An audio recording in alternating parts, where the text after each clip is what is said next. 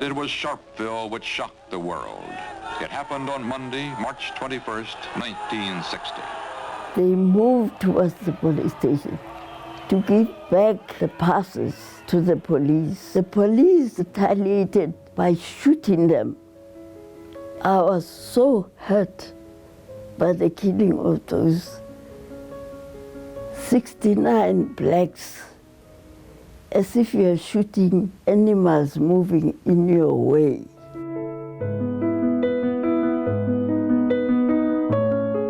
In 1960 shocked most of us at the time because we didn't realize that it was going to be such a violent government, because apartheid had started itself as a policy that had been based on Christian values. It was supported strongly by the Dutch Reformed Church.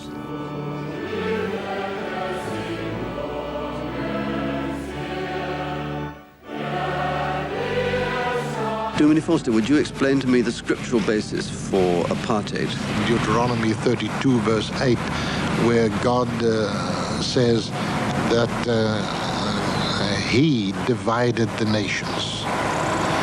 And you get all that also in the Acts, where the Apostle Paul speaks of mankind being created out of one blood, but then God gave each its own habitation and boundaries. But you cannot be a Christian and at the same time be a perpetrator of apartheid. This church must finally challenge apartheid, which claims that human beings are made for separation. The Dutch Reform pulled out of the World Council of Churches, Beas Nodia formed the Christian Institute. And it led to 1968 when the churches in South Africa adopted a message to the people of South Africa, basically stating clearly that the apartheid system is not compatible with the faith. There is no way in which I can remain in hiding any longer with regard to my deep moral concern of what was happening in the country. As far as the black society of South Africa is concerned, increasingly there is growing the belief that some form of African socialism is needed and will be acceptable to them. And my plea is that we as whites participate in the debate and the discussion with the leaders of our black community to listen and to hear what they are saying. And if we are wise enough, we will look ahead and we will say, let us work this out together. Malugcine inhliziyo nengqondo yakho ekumazini nasekumthandeni uThixo nonyana wakhe uYesu Kristu inkosi yethu ithi insikelelo kaThixo usomandla. When Beas Nodia came out, many in his own church had actually converted through the symbolic conversion of Beas Nodia when he rejected his own people's belief. There was the one, religious challenge after the other being presented to the government by saying, what you're doing is morally wrong, it is politically wrong, it is economically unfeasible, and it is socially destructive. The church, from that time onwards, associated itself with the liberation. In a long and complicated kind of way, you could argue it was because of the Sharpeville massacre and the aftermath of it that you ended up with what became known as the South African Council of Churches. This is the place of prayer.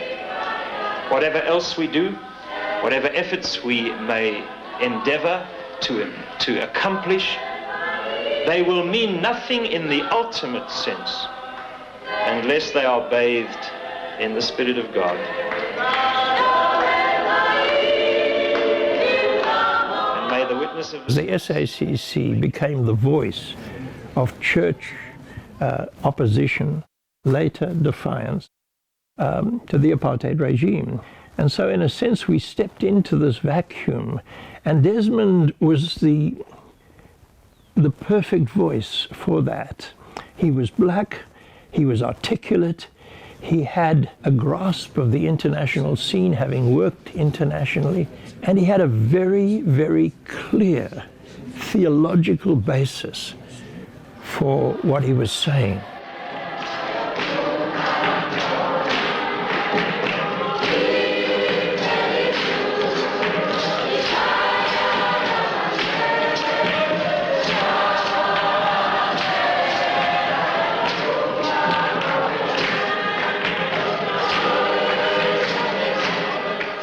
The South African Council of Churches, their agenda wasn't about promoting faith. Their agenda was about implementing the tenets of faith in society. In other words, to inspire people, to show them that the apartheid government is wrong. I mean, you know, you spoke about the missionary movement. Well, maybe they should not have brought it.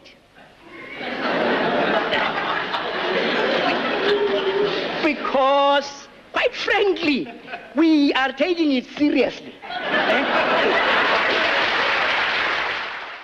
We had Western theologians who were educating Africans about theology and therefore import Western thinking and impose it on the people, which has nothing to do with the context within which they were living. So we decided contextual theology says develop theology based on the experience of the people.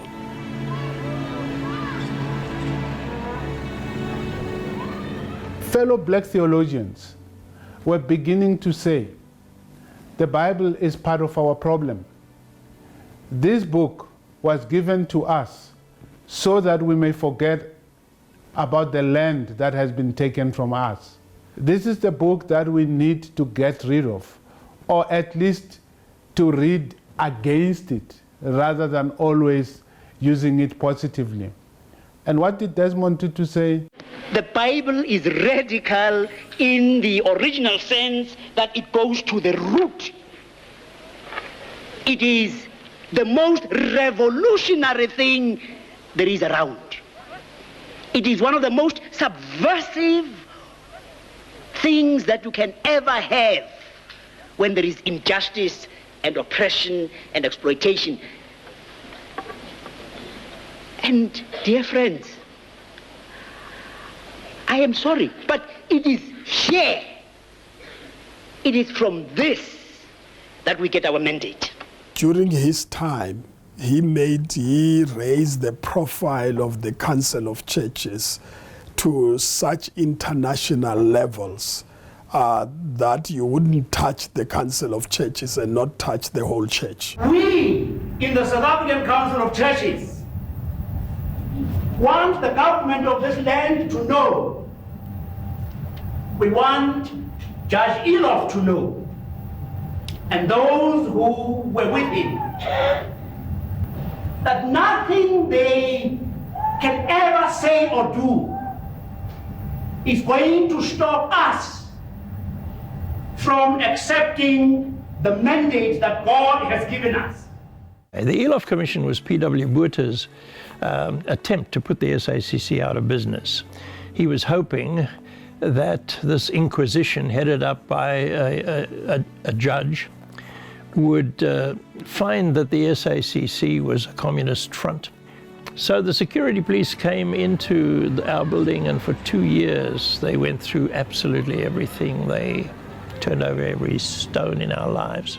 The Commission and the government have no mandate whatsoever to tell us how to carry out the work that God has given us. Judge Elof, he honestly could not find that the kind of evidence that P.W. Botha wanted. I say there is absolutely nothing they will do to me which will stop me. For my loyalty is not to any human being. They can quote whoever they like to quote about the fact that I am a celebrity leader. And I will say, friends, I'm not looking for a following. I don't play to a gallery. I could have had an easy life. The system tries all it can. It won't succeed. Because God is on our side. And He is the God of liberation. He is a God who's going to lead us, all of us in South Africa. For none is free until we are free. And I keep begging white people, I say, join us. Join the winning side. Join the winning side.